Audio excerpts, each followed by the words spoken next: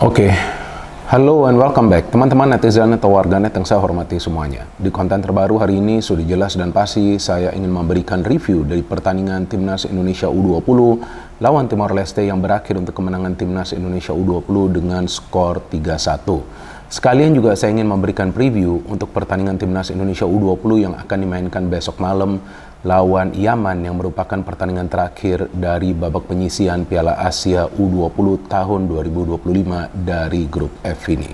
Kalau bagi saya teman-teman, memang bukan merupakan sebuah kejutan lah ya, Timnas Indonesia U20 bisa kembali menang lawan Timor Leste. Cuma agak mengkhawatirkan juga kalau kita melihat permainan dari Timnas Indonesia U20 setelah mereka bisa unggul secara cepat dengan keunggulan 2-0. Karena setelah unggul 2-0 kita lihatlah ada tempo yang turun dan juga para pemain Timor Leste bisa begitu leluasa untuk membangun serangan, bahkan menciptakan dua peluang yang berbahaya di babak pertama. Salah satunya dari dalam kotak penalti pertahanan Timnas Indonesia U20. Artinya memang permainan masih belum stabil. Artinya memang ada lubang di lini tengah yang memang tidak bisa di-cover oleh para pemain dari Timnas Indonesia U20. Meskipun kemudian kita lihat ada inisiatif dari Kadek Ariel yang untuk keluar dari posisinya agar bermain lebih ke tengah. Itu berhasil di babak pertama, tetapi di babak kedua ternyata dia kegocek juga oleh Luis Figo kan yang mencetak satu gol bagi Timor Leste. Maka itu Luis Figo tinggal berhadapan dengan Iqbal dan kemudian bisa melakukan finishing. Tapi overall kita memang perlu mengapresiasi lah semangat juang dari para pemain dan juga kekuatan fisik serta stamina mereka yang prima karena mereka bisa mencetak gol di babak kedua. Lagi-lagi ya kan, kalau lawan Maladewa para pemain mencetak gol semuanya di babak kedua, maka lawan Timor Leste di babak kedua mencetak satu gol untuk istilah kerennya itu kill the game. Dan memang dari susunan pemain Indra Safri tidak melakukan rotasi. Saya kira dia akan melakukan rotasi karena kan jedanya cuma satu hari ya. Udah itu pertandingan terakhir itu kan lawan Yaman ya, dan Yaman kan juga sebelumnya sudah menang ya, menang lagi lawan Maladewa dengan skor 3-0. Artinya ya untuk sementara ini poin antara Indonesia dan juga Yaman sama, tapi Indonesia berada di posisi puncak dari grup F karena unggul dari segi selisih gol +1 ya. Jadi nanti pertandingan besok malam itu adalah pertandingan bagaikan final bagi kedua tim. Tapi sebelum saya membahas pertandingan besok malam, saya ingin menjelaskan dulu jalannya pertandingan semalam yang kebetulan saya juga yang siaran kan, yang disiarkan di Indosiar dan juga di SCTV. Jadi pada saat saya siaran pertandingan Timnas Indonesia ya, apakah itu di level senior, U20 atau juga U17 harus full power. Nggak bisa kita santai-santai dan harus juga memberikan data dan fakta pada saat saya komentari. Jadi jika teman-teman sering mendengarkan saya berkomentar di televisi yaitu play by play, maka teman-teman tentu bisa mendengarkan saya sering memberikan data dan fakta. Dan data dan fakta dari pertandingan semalam adalah bahwa timnas kita tidak bisa menciptakan peluang sebanyak seperti yang mereka ciptakan lawan Maladewa. Kenapa? Karena para pemain kita juga sibuk untuk mengantisipasi serangan dari para pemain Timor Leste. Jadi seperti yang saya jelaskan di konten preview untuk pertandingan ini, bahwa Timor Leste pasti akan keluar menyerang. Mereka mainnya memang seperti itu juga kan lawan Yaman. Dan itu bagus juga sebetulnya bagi para pemain kita agar bisa main transisi. Nah cuma dalam transisi ya tidak selalu berhasil karena para pemain kita too fast, terlalu cepat memberikan umpan. Sehingga umpannya tuh tidak selalu nyampe ke rekan yang lain. Ini juga sebetulnya terjadi di pertandingan lawan Maladewa, tapi bagusnya di babak kedua ada inisiatif dari para pemain kita untuk lebih cepat syuting sehingga ada dua gol yang tercipta di pertandingan lawan Maladewa dari dua pemain yang bermain dari second line. Dan memang dari susunan pemain hanya satu perubahan yang dilakukan oleh Indra Safri, yaitu dia memainkan Meshal di center back dan dia mengubah posisi dari Buffon bermain di wingback. Buffon pernah juga bermain di wingback di pertandingan yang dimainkan di Korea ya, yang turnamen itu ya, yang di Seoul ya. Kan ada lawan Argentina, lawan Thailand, dan juga lawan Korea Selatan. Kalau nggak salah di satu atau dua pertandingan dia bermain sebagai wingback dan permainannya bagus. Justru saya melihat Buffon adalah salah satu pemain kunci dari pertandingan semalam. Dan dari flow of the game ya kita lihat lah Indonesia langsung ngegas karena perlu mencetak gol secara cepat. Dan Jan Slaven mendapatkan peluang pertama. Kan saya suka Jan Slaven ini karena dia rajin bergerak dari sektor flank. Dan karena dia punya fisik yang kuat, dia punya postur yang tinggi, jadi gak gampang untuk menjatuhkannya. Dia selalu menang duel-duel. Jadi pemain ini sebetulnya tampaknya sudah cocok untuk bermain di level senior, tapi ya biarkanlah dia berkembang dulu di level U20 ya, karena targetnya kan dari timnas U20 adalah untuk lolos pertama-tama ke Piala Asia, kemudian target yang besarnya atau target utamanya adalah untuk bermain di Piala Dunia U20. Jadi pada saat dia menyisir dari sektor flank itu sulit banget dia untuk dikawal. Untuk bisa menyulitkan dia bergerak, maka harus ada dua pemain dari Timor Leste. Tapi dia menciptakan peluang pertama yang dia coba crossing, tapi di-save oleh penjaga gawang dari Timor Leste. Dan kemudian langsung Indonesia bisa mencetak gol. Dari sektor sebelah kanan lagi, kita lihat Buffon yang memang overlap-nya bagus. Meskipun sebelumnya dia lebih banyak memberikan umpan-umpan terobosan, dia bisa memberikan crossing, dan Jan Schraven sudah shooting di blok, kemudian dari rebound dia bisa mencetak gol. Artinya Jan Schraven mencetak gol ke-6-nya selama membela timnas Indonesia U20 dari 11 penampilan.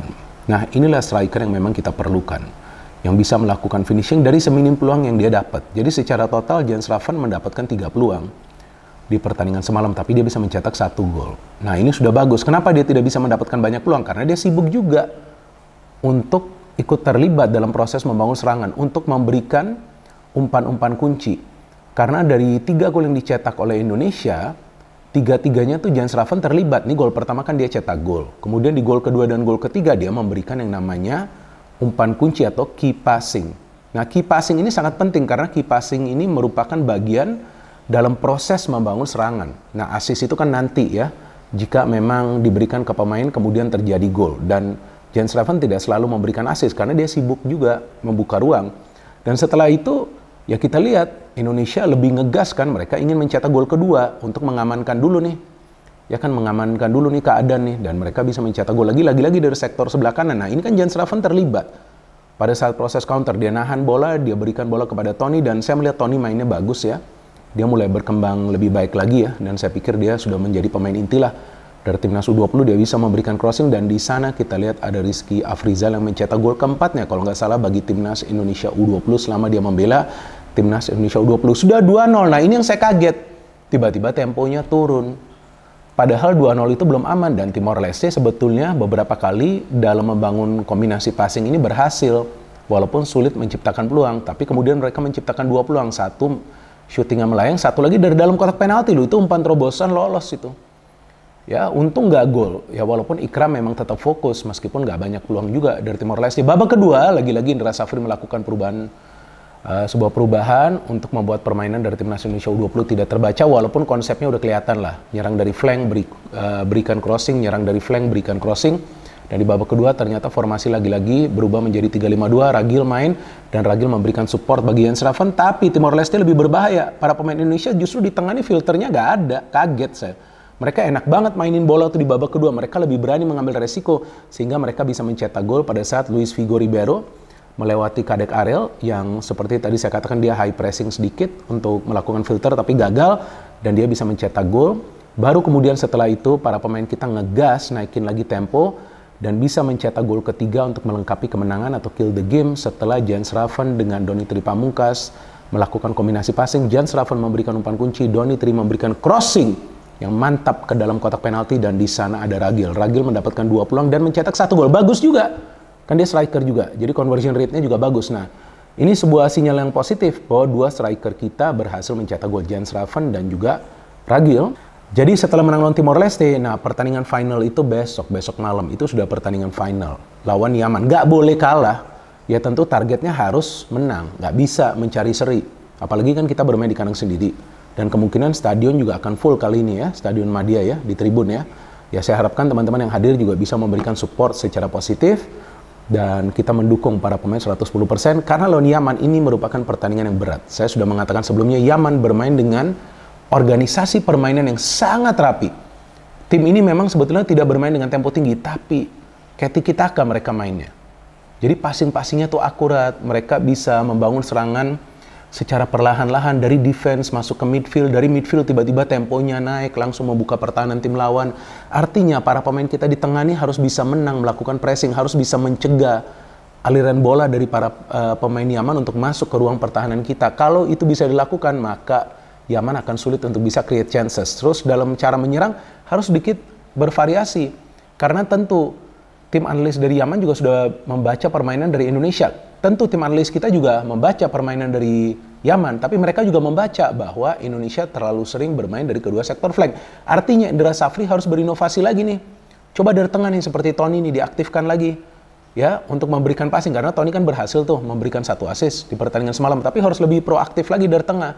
Jangan juga ikut bergerak terus dari sektor flank. Jadi harus juga main dari tengah, harus juga memberikan umpan terobosan. Sedikit-sedikit juga atur tempo, main lagi cepat ke depan untuk bisa menyulitkan para pemain Timor Leste bermain kreatif. Tapi yang penting kan bisa menang ya. Kan Indra Safri juga mengatakan di salah satu sesi konferensi pers, kalau nggak salah setelah kemenangan lawan Maladewa, bahwa yang penting menang. Ya karena kalau nggak menang nanti kalian juga yang akan berisik kan di sosial media kan. Sekarang saja nih kalau saya membaca kolom komentar dari channel YouTube Triple B, banyak sekali yang menginginkan Indra Safri dipecat. Kenapa? Biarkan dia bertugas dulu dong. Ya, biarkan dia selesaikan tugasnya. Kan dia kan juga punya target untuk membawa timnas Indonesia U20 pertama-tama lolos ke Piala Asia, kemudian ke Piala Dunia. Jangan begitu dong kalian, nggak fair nih kalian nih. Kalau mengatakan seperti itu, pecat Indra Safri. Kenapa? Kita harus mendukung siapapun yang menjadi pelatih dari timnas Indonesia kita. Ini adalah timnas kita. Indra Safri adalah salah satu dari kita. Ayo dong kita support juga Indra Safri, kita support juga Sintayong, kita support juga Nova Arianto. Biarkan mereka bertugas, biarkan mereka berpikir dengan tenang. Jangan sedikit-sedikit kalian ganggu mereka. Jangan begitu. Nanti gimana caranya mereka bisa bekerja dengan tenang? Bagaimana caranya mereka bisa berpikir untuk meracik strategi yang pas? Gak apa-apa, biarkan mereka bekerja dulu. Nanti kita lihat ujung-ujungnya seperti apa. Kalau saya sih optimis bisa lolos ke Piala Asia U20. Jadi pertandingan besok malam adalah pertandingan seperti final. Dan saya harapkan para pemain disiplin tidak gugup. Karena kemungkinan akan full nih ya. Stadion tidak gugup, jangan sampai merasa tekanan karena begitu banyak supporter yang hadir. Justru harus enjoy menikmati jalannya pertandingan dengan satu fokus untuk meraih kemenangan bagi timnas Indonesia U20 agar bisa lolos ke Piala Asia U20. Karena kalau mainnya dengan strategi untuk menahan imbang, takutnya nanti kecolongan di lini pertahanan. Dan dari tadi istri saya yang berada di belakang kamera yang juga merupakan kreator dari channel YouTube Triple B ingin berbicara. Oke, silahkan, tapi jangan lama-lama, ini durasinya sudah panjang nih. Oke. Teman-teman, terus saya mau bilang, saya kalau udah jadi studionya baru, dulu saya temu Indra Safri ya. Iya, pernah kita ketemu. Ya. Itu orangnya baik sekali. Baik sekali, Indra Safri baik sekali. Ya. Terus saya mau panggil juga kita ketemu dia waktu ada acaranya Raffi Ahmad ya. Rans ya. Rans itu. Baik sekali, saya juga undangnya di rumah. Iya, kalau dia mau datang, kadang-kadang kan dia juga sibuk kan. Ya mudah-mudahan dia mau datang. Jadi saya ingin diskusi. Jadi Indra Safri juga pelatih yang bagus. Jangan kita berikan narasi-narasi yang negatif tentang dia ya. Jangan seperti itu. Oke, terus? Enggak, kemarin saya bilang gitu datang ya Pak nanti di YouTube. Oh, udah ngomong. Pasti. Oke, siap. Ada lagi yang ingin diberikan pesan untuk pertandingan besok? Indonesia menang dong. Lawan Yaman. Menang. Berapa skor menurut you? Gak apa-apa, berapa aja tapi yang penting menang. Oke, kita tunggu teman-teman. Kita semua mendukung dan juga berdoa agar timnas Indonesia U20 bisa meraih kemenangan lawan Yaman ya. Kalau nggak bisa menang, ya mendapatkan hasil imbang agar bisa bermain di Piala Asia U20 tahun depan yang akan diselenggarakan di China. No hate, no politics, only football. Salam sepak bola.